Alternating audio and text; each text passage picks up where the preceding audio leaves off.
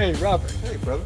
Sean Shepard. What's up, Sean? Nice to meet you. Nice to meet you, Thanks sir. for having me today. Man, my pleasure, man. Come on in. Yeah. We call this place the Triple H. Horry House on the hill. So, you know, we're kind of hidden in the hills. Come into my house, have a little sit down, have a little talk.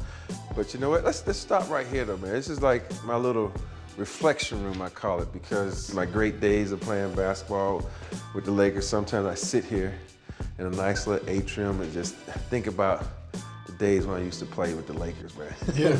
So this picture with Kobe, did he score? No, man, he didn't score. How you know? How you know? I'm a shot blocker, man. Look where my hand is. I blocked the shot. You know, they probably call a foul. You know, Kobe got all the calls.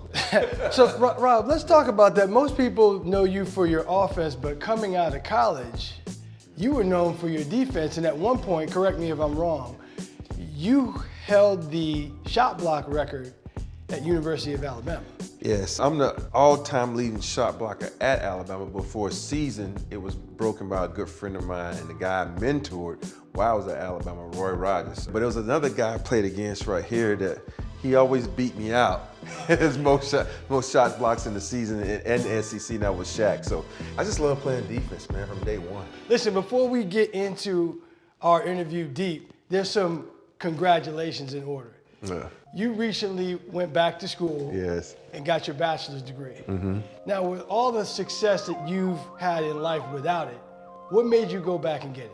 Well, when you have 3 boys and you're trying to be a mentor to them, you want to say, hey, I got my degree. And for me, I felt during COVID when it first hit, nobody knew what was going on. And I said, okay, let's go online, finish your degree. You only had 11 hours when I left college. And that was the greatest thing I did because it put a smile on my mom's face that I hadn't seen in years. So I was happy about that. So going back and getting your degree put a smile on her face that you hadn't seen in years, and yet you'd won 7 NBA championships. All a mother ever wants is for their child to be successful. And I think she realized I was successful on the court, but I left something unfinished. And she knew how much I wanted to graduate, so she could be proud of me for doing what I said I was gonna do, a job finished, a job completed. So I think that smile was like the ultimate prize for her, that my child did something that I always wanted to do, was graduate from college. Well, props to you, brother. Yeah, props thank you, thank you.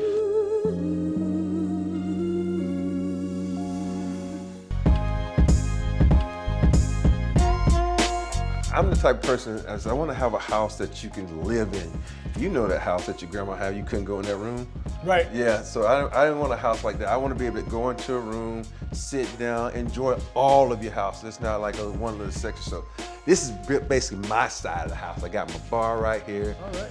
And then I got my TV, and then I got my just sitting area, man. I come in here, I let the shades down. We just hang in here and chill, man. When the fellas come over, we hang in here, watch a little TV, and, you know, just do what we do. So you wound up deciding to go to the University of Alabama, coming from a small town. Yeah. What went into that decision, and was it culture shock for you? My mama. My mom was the one, she was like, I want you to go to Alabama. Because growing up, I was a huge Georgia Tech fan. I wanted to go to Georgia Tech so bad because I just wanted to say, yo, I go to the Ramblin' Wreck from Georgia Tech. And the other thing is, I'm like, Alabama. When you say Alabama, University of Alabama, you think football. Right? So I'm like, basketball, okay, no, you know, but I want to go to ACC. But that all went into my decision. But then, you know, mama knows best. She said, go to Alabama. And I ended up going to Alabama. I hear you make a mean lemonade.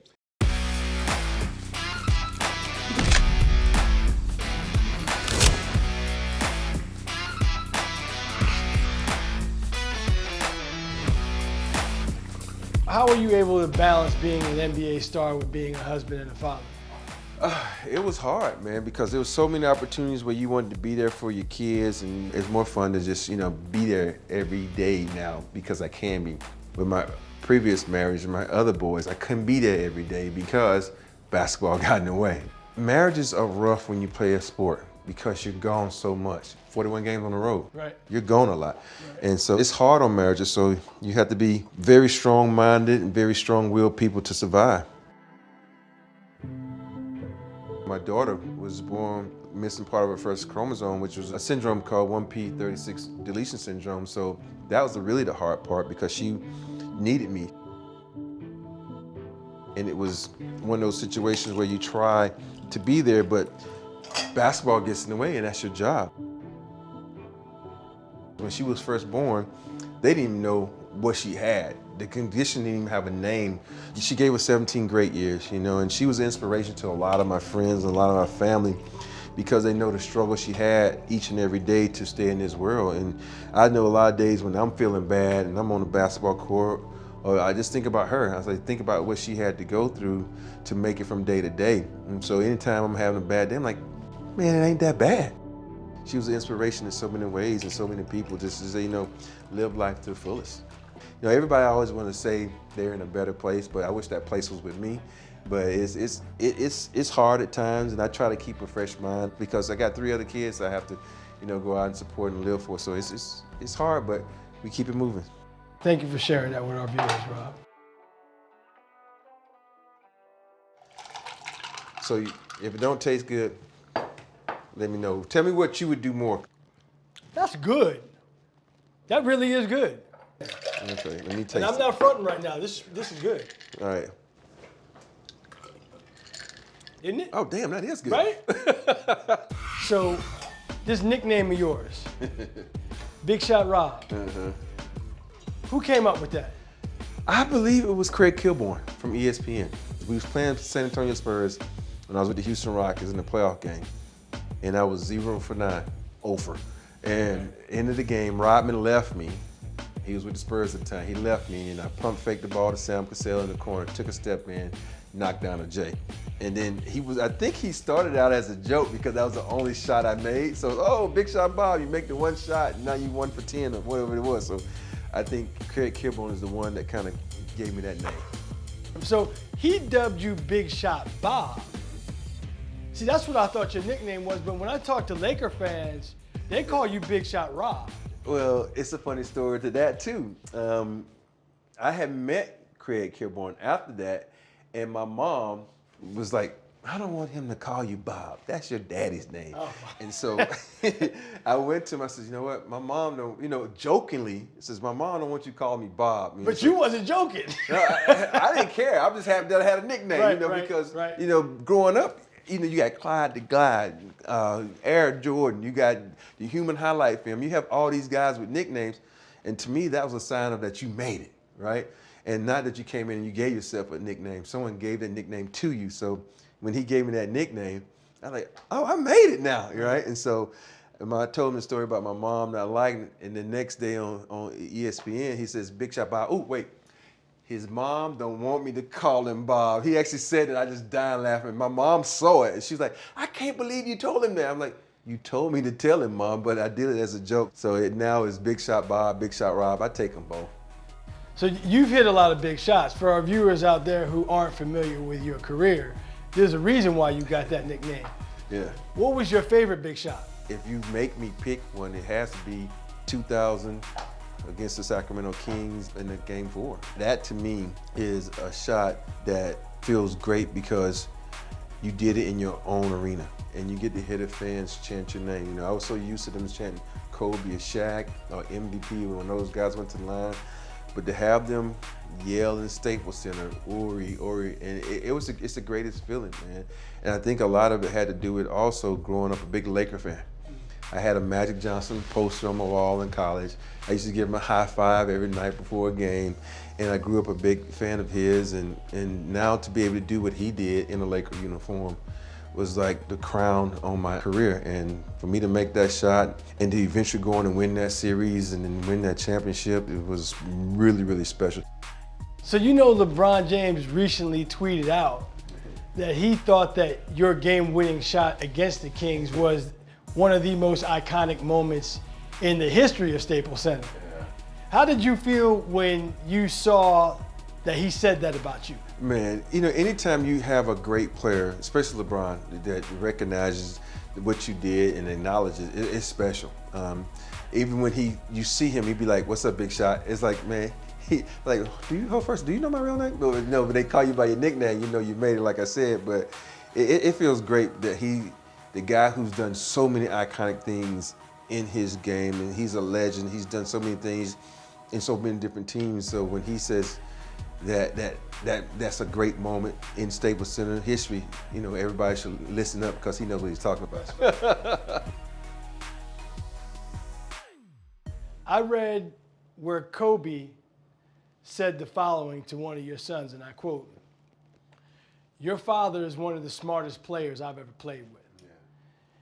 Looking back, now that Kobe has passed away, was that a profound moment for you? It really, really was, because it happened my first year out the league. I had took my middle son, Cameron, to a game, and we went in the locker room, and Kobe and Fish were standing there because we were, you know, talking. And he said, "Oh, yo, Cam, you know, like, how's the game going?" He says, And he looked at me like, he's doing it. And he looks at Cameron and says, "Yo, your father is one of the smartest players I ever played with." And Cameron looks at me with this bewildered face like, "Him?" I'm like, "Yeah, it's him." So that was good, because at the time, I was trying to teach Cameron how to play basketball. So for about 2 weeks, I had his undivided attention. You got to use that. You got to use I used that. But it only lasted 2 weeks, though. That's Then it? he's like, you don't know what you're talking about, Dad. You know, but that's how it is, though, with most kids, man. They look at their dads as dad. Right. And I appreciate that more than anything, because at the end of the day, that's who you are. You're their father. And he just listened to me for a couple of weeks, but that was the best 2 weeks of my life. I bet.